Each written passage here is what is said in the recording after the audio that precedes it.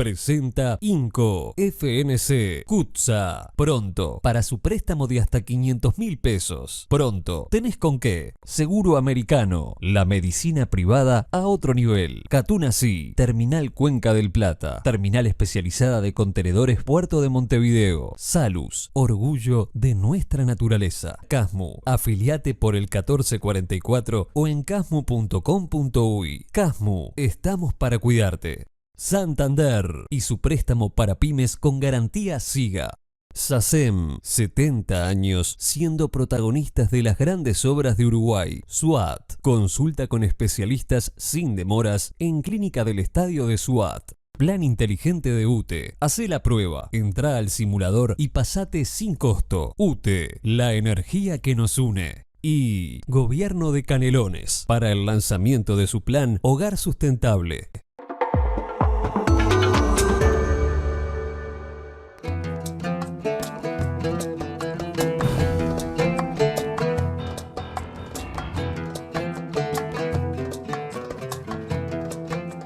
Buenas noches, gracias por estar ahí, estamos en La Mira, estamos en BTV. Valentina.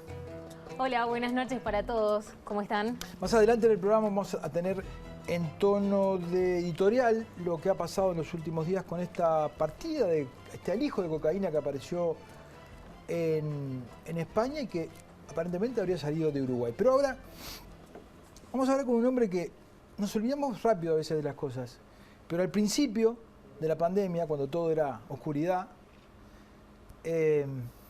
y cualquier información que nos dieran nos resultaba útil y estábamos esperando todo el tiempo que alguien del gobierno saliera a dar la cara para contarnos, para hablar, para decir qué estaba pasando. La figura, el hombre que salió a poner el pecho a las balas en aquel momento fue el secretario de la presidencia, Álvaro Delgado, algo que yo siempre le digo que se lo reconozco, y hoy lo tenemos como invitado. Gracias, Gabriel. Gracias, Valentina. Es un gusto. Álvaro, Una demorada entrevista, sí, pero quería sí. venir y quería venir a hacerla presencial. Está bueno. Muchas gracias. El presidente dijo la semana pasada que el equipo está como en el round 14, ¿no? Son 15 rounds las peleas profesionales, esperando que pase el tiempo porque va horadando el cansancio físico e intelectual. ¿Estás cansado vos, pero sobre todo, estamos asistiendo a un gobierno cansado? No, a un gobierno donde la pandemia es demasiado recurrente en todos los temas. No fue un año, ¿por qué te digo esto? Porque hubo un año pandemia dependiente, muy condicionado, un año y unos meses, ¿no? Muy condicionado. Hay que ponerse en el momento de asumir, Gabriel, después de 15 años de haber intentado llegar al gobierno, en realidad es mucho más, pero haber llegado y a los 13 días viene el tsunami que te condiciona toda la realidad. Y empezaste en la oscuridad a tratar de pelear con un enemigo invisible que además no conocías demasiado. Y parte de lo que relatabas vos tenía que ver con eso, en dar amparo, dar tranquilidad, dar rumbo a la gente, de que había un gobierno que iba a estar a cargo, que iba a tratar de generar las condiciones para que esto se controlara en la medida de lo posible y se hicieran todas las acciones sanitarias y correctivas, sociales y económicas. La verdad que fue un año muy intenso y yo no sé si estoy cansado o si el gobierno está cansado, no.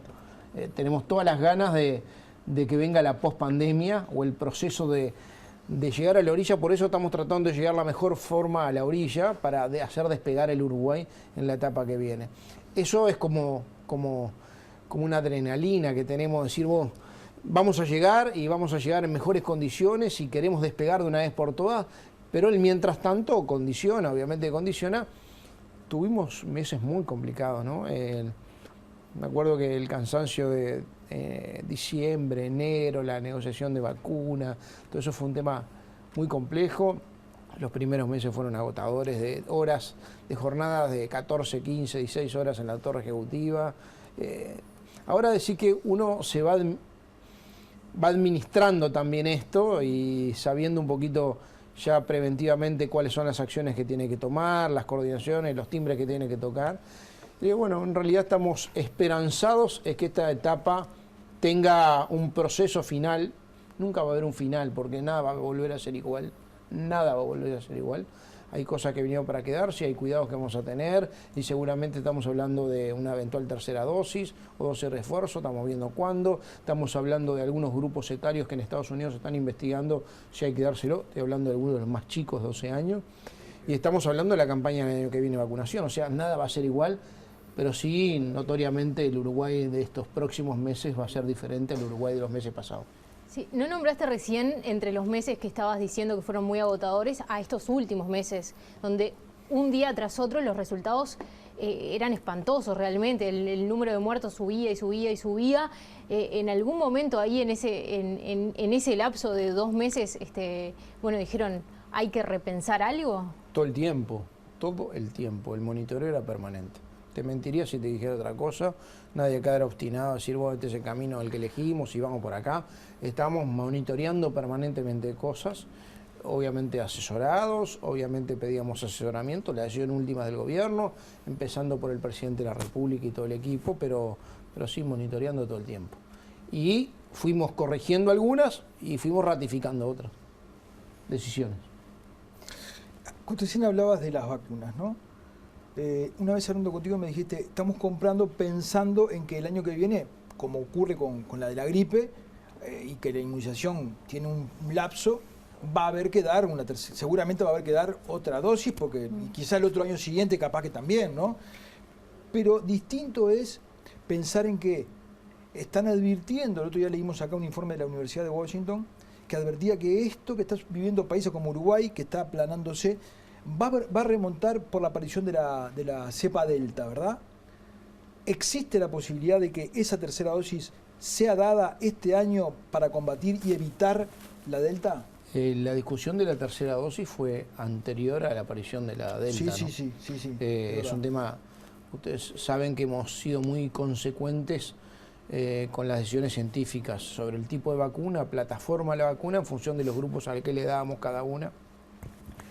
En este caso, la vacuna o la dosis de refuerzo o tercera dosis ya se venía estudiando, en otros países ya decidieron aplicarla, en otros no. Uruguay fue pionero en otras decisiones, por ejemplo es el primer país de América Latina en vacunar a los menores de 17 años, 12 de 17 años, lo estamos haciendo con Pfizer. Al día de hoy, estaba bichando recién los datos, hay un 71% de la población del Uruguay vacunada y el 85% de la población objetivo del Uruguay vacunada. Es mucho, es mucho. En poco tiempo. El último habla de 46%. No, pero estoy hablando... Al menos una dosis. Yo estoy hablando al menos una dosis, ¿no?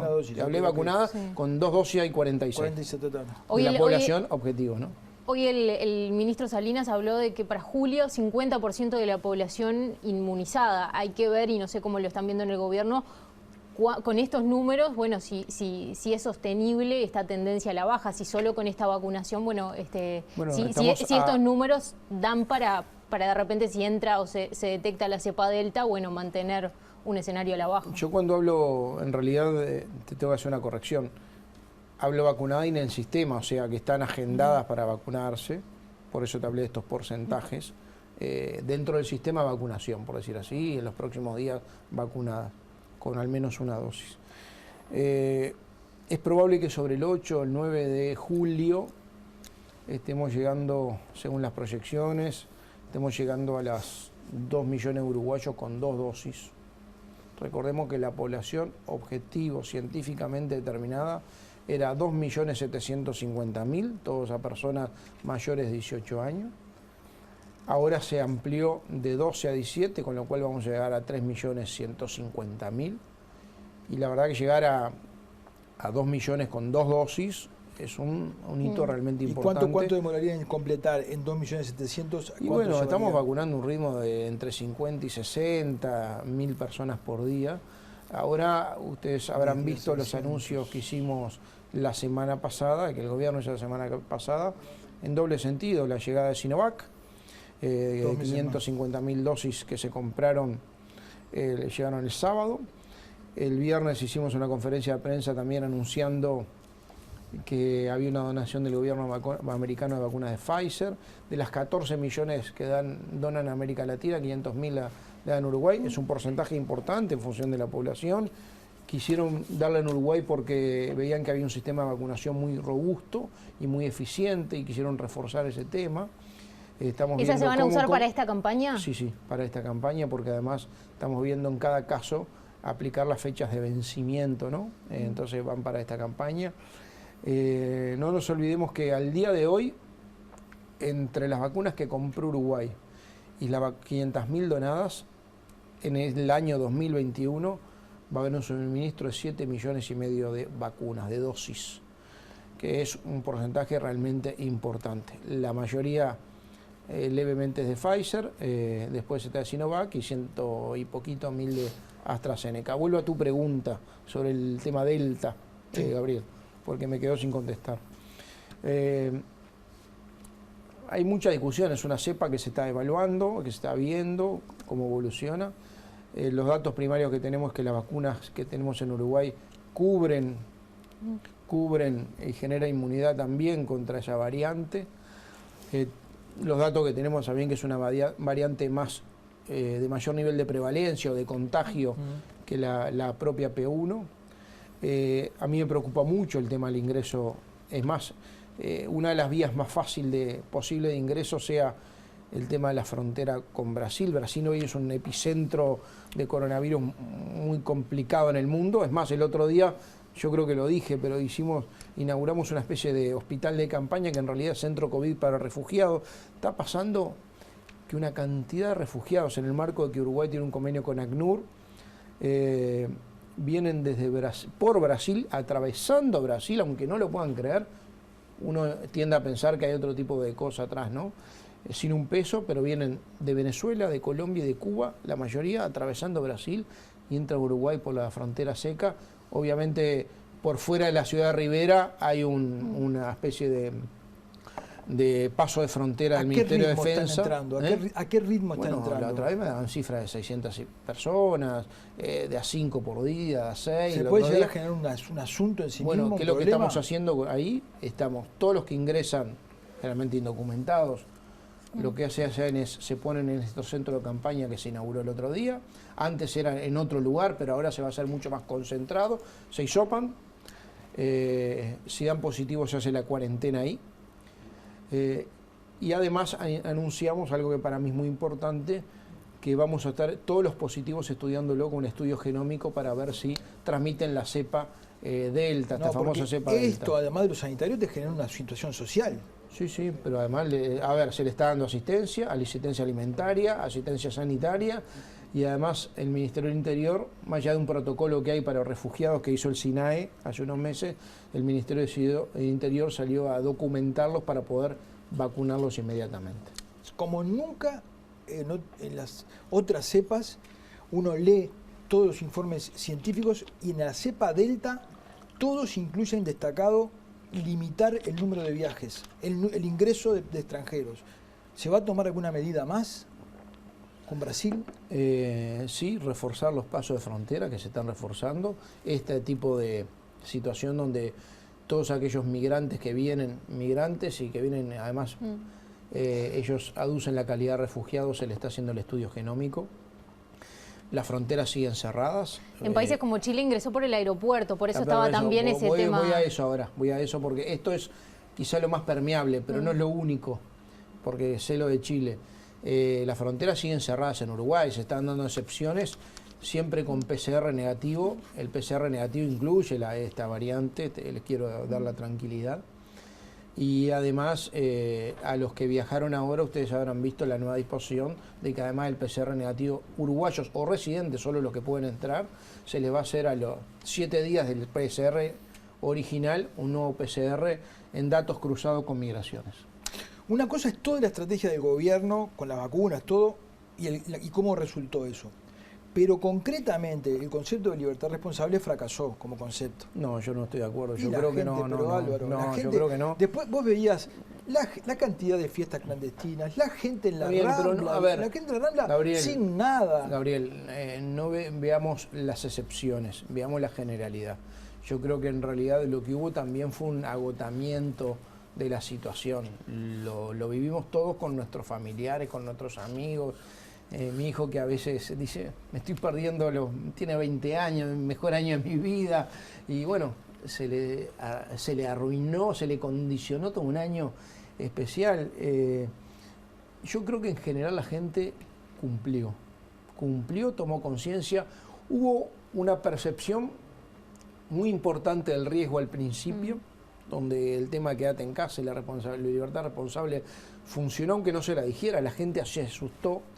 Después hubo pero había un mensaje concreto, que era quédate en casa. Hubo una especie de acostumbramiento del proceso, y obviamente coincidía con algunos datos vinculados a una pandemia controlada, con la economía relativamente abierta, y después hubo de vuelta un incremento del riesgo, diría, de febrero, marzo en adelante, coincidiendo con, no sé si segunda ola o un segundo pico de la primera ola, como le dicen los científicos, que recrudeció. Yo creo que ahí hubo control, hubo conciencia, hubo percepción de riesgo, hubo miedo también, y en general hubieron oferta clandestina. Hay un proceso de 1 año y medio, si lo ves en todo lo que pasa en el mundo, hay manifestaciones pidiendo por favor aperturas y todo lo demás. Es más, creo que la mayoría de la gente no soy responsable. Hay algunas que no, yo no creo que haya fracasado, todo el mundo tiene, todos los conceptos o los mensajes tienen su tiempo y su momento, ¿no?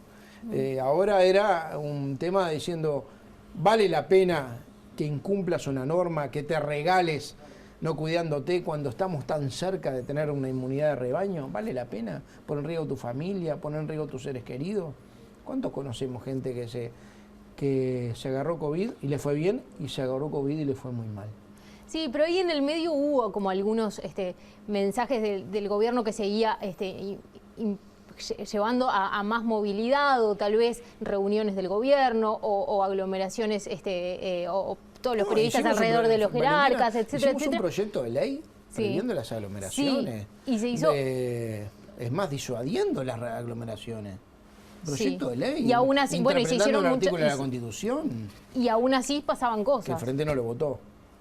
Y aún así, bueno, pero también los socios de la coalición, todos, le pidieron al gobierno aumentar limitar la movilidad, todos. No todos, ¿eh? Sí, el Partido no todos, Colorado. no, algunos le pidieron algunas otras medidas, Yo creo que el modelo del Uruguay es un modelo diferente, es un modelo uruguayo. Si uno lo mira en perspectiva, yo creo que el modelo, con errores y con aciertos, hubo por lo menos un rumbo en ese sentido. Hoy está notoriamente desacoplada la movilidad de la cantidad de casos, del contagio. Justamente. Hoy es así. ¿Cuán sostenible es este proceso de repliegue de esta ola? ¿Cómo lo está viendo el gobierno? ¿Estamos justamente apagando esta ola? Estamos monitoreándolo. A ver, yo he aprendido en estos temas que son biológicos, por más algunos me hablan de proyecciones, mirá que las proyecciones daban que tenemos tan 6.000, 7.000 casos por día. Las vi yo, las proyecciones, no me las contó nadie. Vi cuando decían que colapsaban los CTI. O sea, entre la matemática y la biología, yo tengo formación biológica. Uno tuvo un día una discusión con Cose, me hablaba de la matemática, yo dije, bueno, estamos hablando de elementos biológicos. Entonces uno aprende en esto a no predecir tanto y no es estadísticamente tan lineal. Tan es así que yo aprendí a ser muy cauto y a tratar de hablar de tendencias. La tendencia que tenemos hoy en el país, yo creo que la vacunación tiene un efecto notoriamente influyente, es que hay una baja notoria.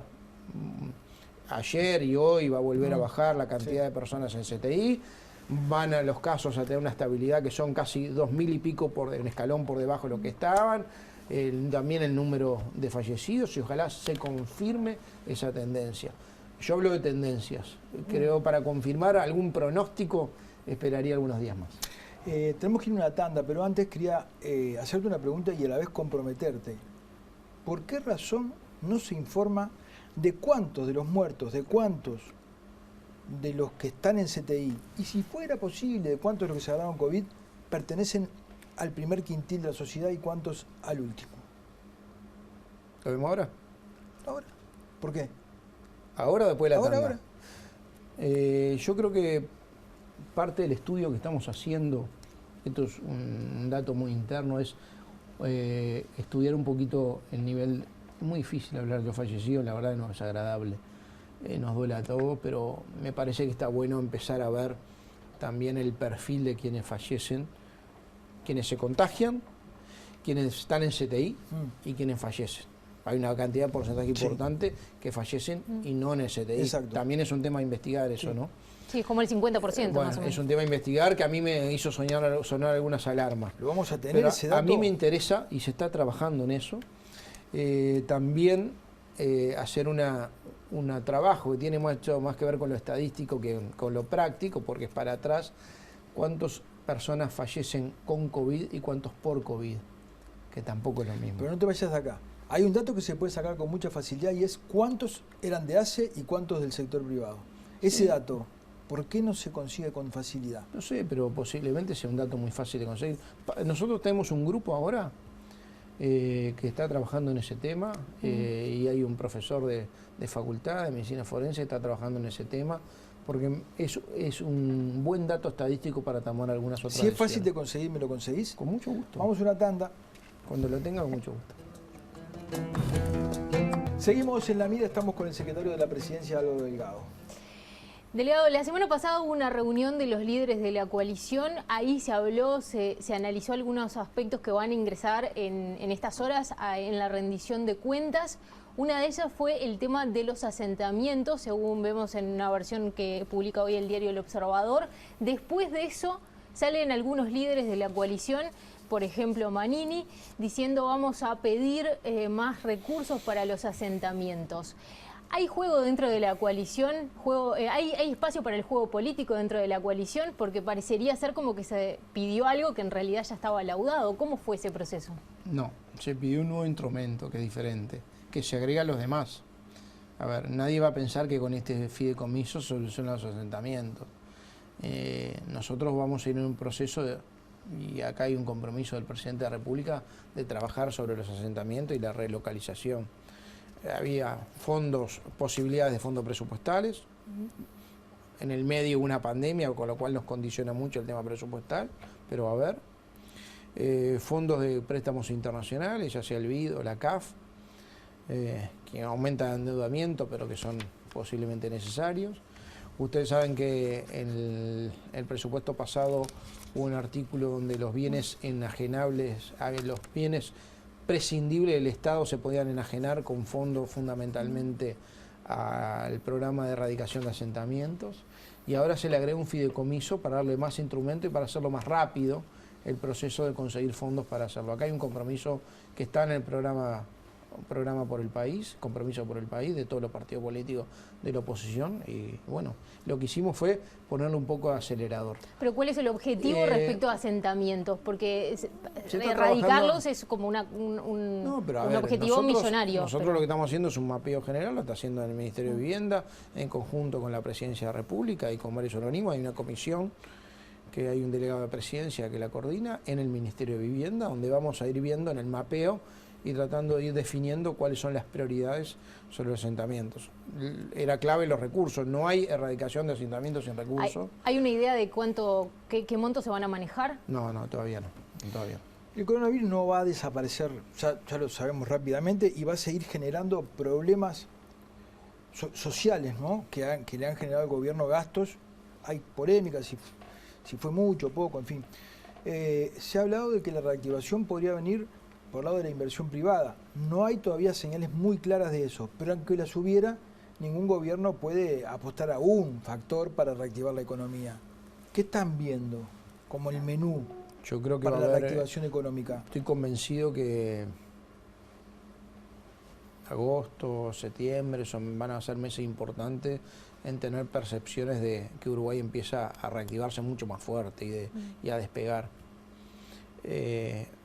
A mí me sorprendió, te lo tengo que decir con mucha honestidad, que durante la pandemia y sobre todo el año pasado, también en pero sobre todo el año pasado, Uruguay estuvo en el mundo como referencia, generalmente no lo está, y en el mundo nos ven mucho mejor en el manejo de la pandemia que quizá nos vemos a nosotros mismos, o muchos nos ven desde acá adentro. Y en ese sentido hemos recibido los ministerios, el presidente, quien habla, una cantidad de inversores la mayoría extranjeros, pero muchos nacionales, con proyectos de inversión importantes, que nuestra idea es empezar a concretarlos a partir de este agosto, segundo semestre.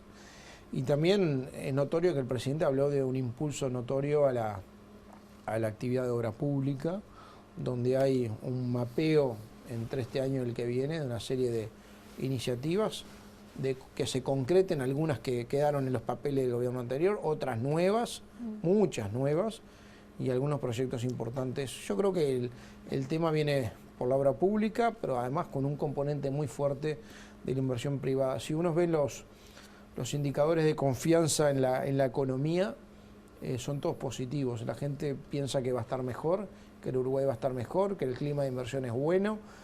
Todo eso son elementos fundamentales, ese grado de inversor, haberlo mantenido, para que las inversiones puedan venir. Eso tiene que ver con una obsesión que tenemos, que es el trabajo, ¿no? Sí. A vos, ahí va, te iba a preguntar otra cosa, pero me sacaste esto. ¿A vos no te parece que el gobierno siguió cometiendo un error que cometió el gobierno pasado, que fue apelar a la entrega de dinero?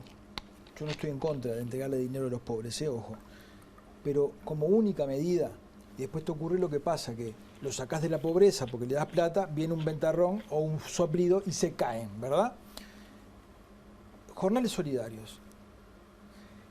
Le dieron una plata para hacer los jornales solidarios. Cuando termine eso, ¿no? El tipo va a quedar así, en la misma situación que estaba cuando arrancó. ¿No era mejor pagarle estudios durante ese tiempo con el mismo dinero? Hay estudios que con 4 o 5 meses están en condiciones de empezar a trabajar en algunos rubros. Y el tipo cuando termina tiene algo para... tiene una herramienta. Era tan difícil. Yo creo que no fue un error, creo que fue una decisión tomada con acierto porque... a ver. ¿Cuál es el acierto? A ver. Que tengan estudios y capacitación no implica que haya inserción laboral. A mí me preocupa mucho pero a veces, vale que la tengan. Si eso no genera inserción laboral porque no hay actividad económica. Más vale que la tengan. A mí me interesa generar la actividad económica y la inserción laboral y mientras tanto capacitarlo. Parte de los jornales solidarios tiene una contraparte además de capacitación, que quizá lo que no se difundió mucho. Es más, estamos incorporando al INEFOP en muchos de estos temas de capacitación. La diferencia es notoria entre una filosofía que tenía que ver con dar prestaciones económicas sin contrapartida o dar, en este caso, jornales solidarios que tienen una tarea específica, una tarea que agrega valor comunitario. Esa es la expresión. Esa no que la maneja la Intendencia. No es una contrapartida pesada y seria. No es, pero la es.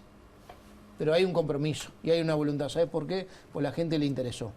No es una experiencia nueva. En algunas intendencias la estaban haciendo, anduvo bien. ¿Es la solución? No, Gabriel, es el mientras tanto, ¿está? Es el mientras tanto porque estamos en una situación absolutamente anormal, que es una pandemia, una economía condicionada y una situación social condicionada. Mirá que cuando el 1 de marzo del año pasado tomamos el gobierno, había 10.5% de desempleo y 5% de déficit fiscal. Esa es la realidad. 13 días después vino una pandemia. Hoy estamos a niveles de desempleo casi parecidos. Vos estás manejando un concepto casi parecidos, Álvaro, que me preocupa. Pero sabiendo que es mucha gente se generar fragilizó. Las condiciones, cuando hoy ya en este país, ya el problema no son los desempleados, son los inempleables. Vas a generar las condiciones y no va a haber gente capacitada para clavar un clavo. Hay gente que no tiene la más mínima cultura de trabajo. Por más que genere las condiciones. Empezamos a discutir de... Pero mira el software. Te pongo un ejemplo, mirá el software. Pleno Gabriel, empleo, yo creo, y te lo voy a decir con mucha responsabilidad, yo creo que en gran parte políticas asistenciales que no tuvieron la contrapartida de capacitación en los gobiernos pasados fueron en gran medida responsables de esta situación. ¿Cuál es el objetivo primario, además de dar trabajo, porque primero tienen que comer? Es a su vez ayudarlos a formarse. Sí. Y para nosotros reformular el INEFOP que hacían... A ver, yo viví el INEFOP en el periodo pasado cuando... en una localidad de Rivera, no te voy a decir cuál, terminaron con 35 cursos de chef. Digo, bueno, hay algo que no está bien, ¿verdad? Hay que ver un poquito cuál es la oferta de capacitación en función de la demanda. Y el ejemplo más notorio, tú lo mencionás recién, es, si le preguntás a la CUTI, hay una demanda absolutamente insatisfecha de trabajo porque no hay oferta capacitada hoy. También tienen que terminar O, a la ver, hay 100% empleo. Hoy hay 100% empleo. Hoy hay 100% empleo. En el nivel de tecnología de información. Claro. No solamente eso, hay más que eso. Se están perdiendo negocios porque no tienen gente para poder Y realizarlo. ahora, ¿sabes lo que ayudó en eso? Que quizás sea una variable que vino para quedarse, el teletrabajo. Hoy hay gente acá trabajando en tecnologías de la información que trabaja para empresas en el mundo, que antes era presencial y ahora lo pueden hacer. Volviendo a temas más políticos, en los últimos días ha habido algunos movimientos a nivel más departamental dentro de la coalición multicolor. ¿La coalición tiene que repetirse y dónde? Vamos de lo grande a lo chico, o a lo más chico. Yo creo que la coalición multicolor vino para quedarse, que va a durar los 5 años, estoy convencido de eso.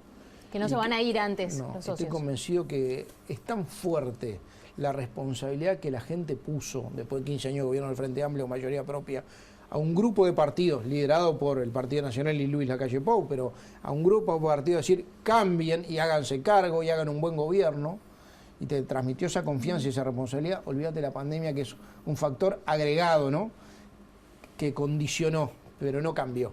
No cambió las prioridades ni los objetivos. Entonces, estoy convencido que eso va a ser una suerte de maroma que nos va a condicionar a todos. Es decir, nosotros esta coalición la tenemos que mantener porque hay un proyecto político en un programa de gobierno que tenemos que mantener. O sea, mi impresión es la que la coalición vino para quedarse. Y mi impresión, te voy a decir más, no es que si al Partido Nacional le va mal, a otro partido de la coalición le va bien. Le va bien a la coalición o no le va bien al gobierno. Y si le va bien al gobierno, le va bien a la coalición. Estoy convencido de eso. Y como yo creo que gane el Frente Amplio en la próxima elección, a mi juicio, es un retroceso, con mucho respeto, lo digo, en nuestra forma de ver, por algo queríamos un cambio, y yo creo que la mayoría de los uruguayos también, por algo votaron un cambio. Yo creo que todo el mundo tiene claro que tenemos que ir hacia ahí, con matices, con perfiles, que yo creo que enriquecen, no complican. Pero hay una línea de corte. Para ver ese cambio, Álvaro, ahí yo te iba a decir que algunos clichés en la política, Sanguinetti decía, lo que no se hace en los primeros 100 días no se hace, los últimos 2 años son de campaña electoral. Este gobierno ha perdido, entre comillas, digo, por lo que le pasó. Bueno, lo condicionó, ¿no? Está bien. Pero entonces, en los tiempos que quedan, yo en un momento se lo dije al presidente, ¿sabes que yo confiaba, estaba convencido, confiaba, que ibas a remover algo en la educación? Ahora ya no lo creo. ¿Cuál van a ser, qué es lo que va a dejar? ¿Qué es lo que va a dejar esta coalición? ¿Qué es lo que va a presentar en la próxima campaña electoral como hechos importantes que le deja la coalición al país? Yo creo que va a haber es una charla que vamos a tener dentro de 2 años seguramente en este mismo programa, ¿no? Pero vos ya imaginás qué cosas son las que son posibles. Creo que en el tema de educación va a haber un avance notorio, creo que en el tema empleo va a haber un avance notorio, en el tema de inversión va a haber un avance notorio, creo que Uruguay va a estar mejor posicionado, que va a tener menos déficit fiscal. Aspiro que la gente viva mejor, que haya temas de vivienda solucionados, que haya asentamientos que puedan ser relocalizados, que haya un Uruguay productivo en desarrollo funcionando. Yo me lo imagino. Lo que pasa es que yo puedo tener un relato y vos podés decir, bueno, yo no creo que eso sea así. La verdad que la única realidad en esto es el tiempo. No, yo no es que no crea, es que veo complicado el camino. ¿Sabes lo que pasa, Gabriel? No tomamos la dimensión. El tiempo nos va a hacer tomar dentro de un tiempo. El tiempo nos va a hacer tomar dentro de un tiempo hacia adelante lo que fue la pandemia para el Uruguay. Para el Uruguay y para el mundo, ¿no? Sí. Mirá que asumir un gobierno a los 13 días que te venga esto, te condiciona, yo lo incorporo. te hace como el güey recalculando, ¿no? Es que yo lo incorporo al razonamiento que te estoy haciendo. Cuando digo que me cuesta y tengo verlo, que terminar de contestar la pregunta de ella, ¿eh? Dale. La tengo que terminar Sí, porque te escapaste por la punta. Quedó pendiente el tema departamental, hay diferencias adentro del Partido Nacional. Todavía es muy temprano hablar cómo son los procesos electorales a nivel departamental. Yo creo que hay algunas experiencias que son para tener en cuenta. La de Montevideo es un ejemplo. ¿En Canelones? Y notoriamente tenemos que ir pensando en algunas alternativas, pero me parece que no es el momento. Es el momento de que los procesos maduren. ¿Viste? Como todos los procesos tienen un proceso de maduración y después un proceso de realización o impactación. Pero a priori en Canelones se tiende a que veremos, sí. veremos. Ahora el otro día hubo una reunión muy interesante. Por eso, y ahí no fueron todos los dirigentes blancos. Sí, el que no fue habló conmigo y en realidad me dijo, tuve un error, debería haber ido, entendí mal, y en eso yo puedo, es creer o no, pero me lo dijo a mí, tendría que haber ido, y él sabe que también, y está en ese proceso de empezar a coordinar más la actividad de conexión entre los problemas de Canelones y el gobierno integralmente. Es una primera etapa de coordinación, hasta ahí se llegó. ¿No te parece que después de haber vivido muchos años de gobiernos blancos y colorados y el acostumbramiento a la gestión llevó a desvíos? El Frente Amplio en 15 años parece que se acostumbró rápidamente al poder. 15. ¿Cuánto dije? 10. 15 años. Y llevó a desvíos. Mucha gente decía, bueno, llegó el momento de cambiar esto. ¿Te parece que es una buena señal? Más allá de si violó la ley, si no violó la ley, son solamente solo hay que parecerlo. ¿Te parece bien no haber analizado más a fondo y haber tomado alguna decisión con el ministro Cardoso, después de estarle pidiendo favores a un policía que yo no puedo pedirle, que él no puede pedirle, haciendo uso de un cargo de una manera hasta te diría patética? Cada uno puede tener su composición de lugar. Pero es una mancha, es una mancha. A ver, podemos tener diferentes interpretaciones. Para vos no. No, yo te voy a decir mi interpretación. Si me preguntaste, la voy a decir. Yo acá no estoy para andarme evadiendo preguntas. Me parece que uno tiene que dar la cara en lo que gusta y en lo que no gusta, en lo que puedes estar de acuerdo y no estar de acuerdo. Yo creo que hay un límite que es si es legal o no es legal, es el primer límite. El segundo, hay temas éticos que cada uno será su propio juez sobre cuáles son los límites. Yo con la información que tenemos coincido con el presidente de la República en función de lo que dijo el fiscal de corte, la información que tuvimos del propio ministro. En este caso no hubo ninguna violación de la ley ni ningún tipo de pedido no ético. Si llamó o no llamó para denunciar hechos que pasaban en situaciones en Maldonados en función de una amistad personal, bueno, a todos acá, cada vez que hay un hecho, una situación, uno llama a la situación más cercana. Tuvo un hecho muy notorio hace poco, donde hubieron situaciones que hubo que llamar al ministro del Interior o hubo que llamar al director general nacional de policía, yo qué sé. No creo que ninguno estemos violando la ley con esos aspectos. Yo después de eso, te juro, no entiendo para qué está la ley 19823. Sí, yo te escuché a ti. No la entiendo. Vos la leés, te saco este caso, vos la leés y decís, no, hay un montón de cosas que no se pueden hacer. No le pueden decir al presidente de la República que no ha sido muy puntilloso en esas cosas. Obviamente en el tema tú tenés una interpretación, por lo menos el presidente y quien habla tenemos otra. Mañana es otra información y quizá la decisión sea otra. Muchísimas gracias por haber estado, gracias por haber cumplido con la palabra y aparte haber venido. Bueno, gracias a ustedes, la verdad. Muchas gracias. Y dentro de 2 años por lo menos ya me comprometí a venir. ¿Y sabés cómo queda? Está todo grabado esto y lo vamos... Y la información te la mando apenas la tenga. Muchas gracias. Gracias. Nos vamos a una tanda, ya volvemos.